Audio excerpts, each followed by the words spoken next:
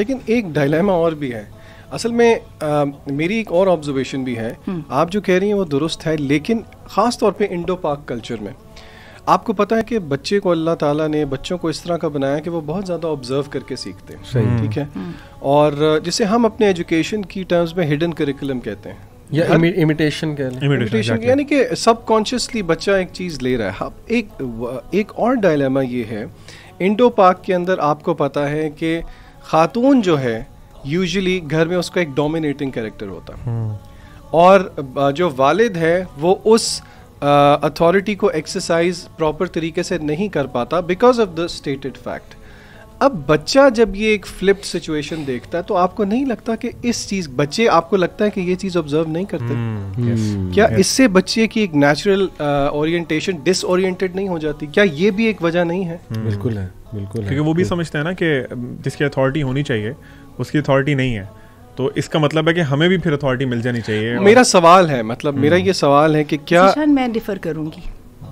मैं आपको बताऊं, जो इंडो पाक के अपने माशरे की बात कही है ना, हम लोग जो हैं हमारी फैमिली सिस्टम में आज भी मोर और लेस 70% से भी ऊपर ये मेल डोमिनेंट सोसाइटी है। ये ठीक है, औरतों को घर में बहुत जगह मिलती है और वो जो कोने खुदरे होते हैं उसके अंदर उन्हीं की वो चलती है, लेकिन पॉलिसी मेकर हमारे यहाँ बाप होते हैं और इसको खुले दिल से तस्लीम किया जाता है। और ये बात मैं आपको ऐसे नहीं बता रही हूँ, मैं नहीं कह रही हूँ।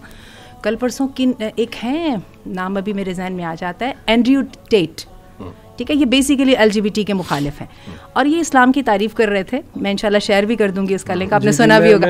और उसने कहा था, उसने जब इस्लाम की तारीफ करते हुए कहा ना, उसने कहा जो इशू आएंगे ना उसका हल इस्लाम के पास होगा। उसके अंदर इसने एक बहुत बड़ी बात की थी।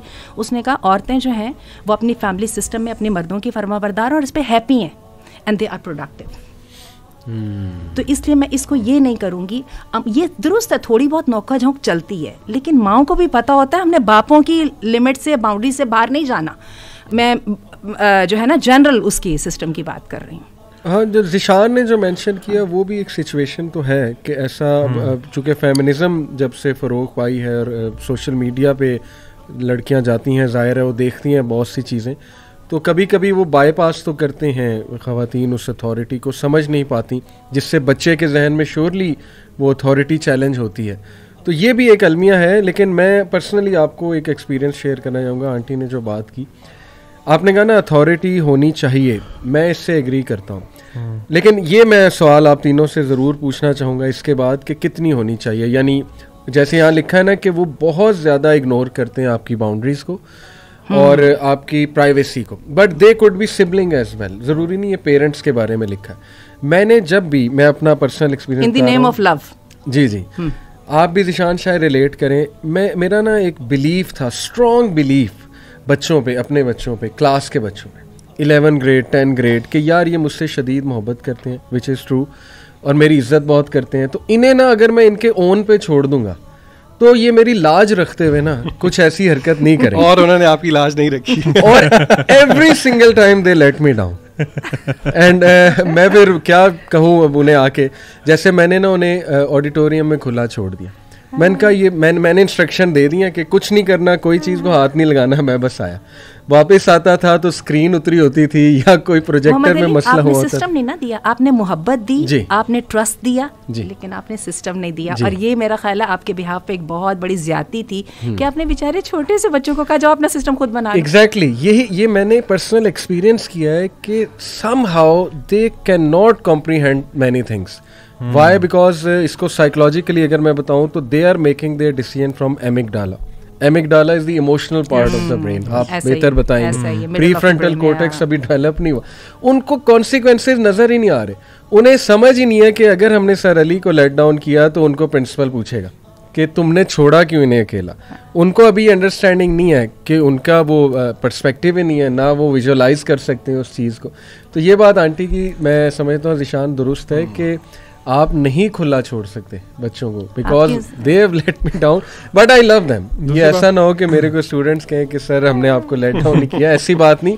आई अंडरस्टैंड कि वो जब सारे मिक्सअप होते हैं तो वो हो जाती हैं हरकतें। अली भाई एक्चुअली हम लोग मेरा ख्याल है कि स्पेसिफाई कर लें कि हम किन की बात करें, किस एज ग्रुप की बात करें, क्योंकि जब आता है ना कि ब्रीच ऑफ प्राइवेसी या इन्वेजन जो है वो फिर छोटे बच्चे के लिए और चीज हाँ, है, टीनेजर्स Grown के up लिए और के लिए चीज है, और ग्रोन अप होगी, के लिए, exactly. एडल्ट के लिए डिफरेंट है। हाँ। यानी वी शुड स्पेसिफाई कि हाँ। कहाँ हम अगर हमारे कल्चर में हम देखें ना, तो मैं समझता हूँ पेरेंट्स ये रियलाइज नहीं करते कि बच्चा बड़ा हो गया। एग्जैक्टली। जैसे एक बच्चा मैरिड हो गया तो तब भी उसके हर डिसीजन में इन्वॉल्वमेंट, हर बात मेरे से पूछ, हर बात में इन्वॉल्वमेंट, यानी वो ऐसे शो करते हैं जैसे शादी उसकी नहीं, शादी उनकी हुई है यानी वो हर बात में जी इन्वॉल्वमेंट। तो मैं चाहता हूँ इस पे भी हम थोड़ा सा, रिशान स्टार्टिंग फ्रॉम यू। तो फिर मैं इसी बात को एक फ्रेज में सामने रख लेती हूँ ताकि हम उसका सही जवाब दे लें। मैंने कहा था अथॉरिटी तो नहीं जाने देनी ना, तो अथॉरिटी और ह्यूमैनिटी, उसका इंसान होना, ये साइड बाय साइड चल सकते हैं। क्वेश्चन मैंने रख दिया, अब जवाब दीजिए। आपने बहुत जो है ना वो ऐसी तार छेड़ दी है। देखें यहाँ पे ये जो आपने बात की ना कि हम जब शादी हो जाती है, फाइनेंशियली इंडिपेंडेंट हो जाते हैं, तो यहाँ पे हमें रियलाइज़ करना चाहिए कि अब पेरेंटिंग के हम एक नेक्स्ट ईयर में एंटर हो गए। वालदैन की बात करें तो मेरे ज़्याती एतबार से तो नो डाउट के वालदैन को, और समझदार वालदैन, स्पेस देते भी हैं डिस्पाइट ऑफ द फैक्ट कि आप अपने पेरेंट्स के साथ रह रहे हैं। लेकिन आई थिंक कि as children, as married children, हमें ये बात समझनी चाहिए कि कुछ बातें जो कि हमें पहले शादी से पहले समझ नहीं आती थी, सही, वो हमें अब समझ में आ गई हैं। तो हमें वालदैन की जगह पे हम लोग वो उस चीज़ से रिलेट नहीं कर सकते जो वो करते हैं। फॉर एग्जांपल, अक्सर जगहों पे आपको लगेगा कि शायद वो आपकी प्राइवेसी ब्रीच कर रहे हैं, लेकिन स्टिल एज अ रोल अल्लाह ने जो उनको बनाया वो तो आपका पेरेंट्स ही है। शायद वो आउट ऑफ कंसर्न कर रहे हैं, या आपका ख्याल रखने के लिए, आपका ख्याल रखने के लिए, या that is their manifestation of your love. आप उनको जरूरत से ज्यादा टाइम दे रहे हैं, और क्यों ना टाइम दिया जाए। अब आप खुद देखें, इसको रेट्रोस्पेक्ट में देखें कि अगर आपको लगता है कि आपके साथ ज्यादती हो रही है, क्या आपने ज्यादती नहीं की अपने वालिदैन के साथ बचपन में? कौन एंजल विद द रिंग है जो मुझे अभी तक मुझे याद आता है कि मैं तो अभी तक माफिया मांगता हूँ। कई ऐसी बेवकूफाना हरकतें वो अब मुझे याद आती हैं। तो इसमें दोनों, I think there is a balance. मैं व्हाइल आई से दिस, मैं ये नहीं कहता कि कुछ पेरेंट्स ब्रीच नहीं करते, बल्कि बहुत ज्यादा ब्रीच करते हैं, विच इज वेरी बैड, जो कि अगली नस्लों तक उसका असर जाता है। लेकिन on the other hand, newly married couples को, या जो फाइनेंशियली इंडिपेंडेंट हो गए अपने वालदैन के साथ रहना, इस चीज़ को भी अप्रिशिएट करना चाहिए कि वो आपके वालदैन हैं और उनका बहरहाल एक हक है। और अगर आपको लग रहा है, and in any case if they are mistaken, कोई बात नहीं। अलीम, आप क्या कहेंगे कि एज ग्रुप के बारे में? मैं एक छोटी सी बात ऐड कर दूं। मैं एक कॉरपोरेशन में काम कर रहा था, हमारे डायरेक्टर थे, उनका एक जुमला मुझे आज तक नहीं भूलता। उन्होंने कहा कि बड़ों को बड़ा करना सीखें। यानी कि बड़ा है, कभी कभी आपको आउट ऑफ द वे जाके बड़ों को बहुत ज़्यादा रिस्पेक्ट देनी पड़ती है। आपको अपेरेंटली लग रहा होगा कि आप वो आउट ऑफ द वे जा रहे हैं, लेकिन this is what they expect, and I think they have a right to expect in some way or form. सही है।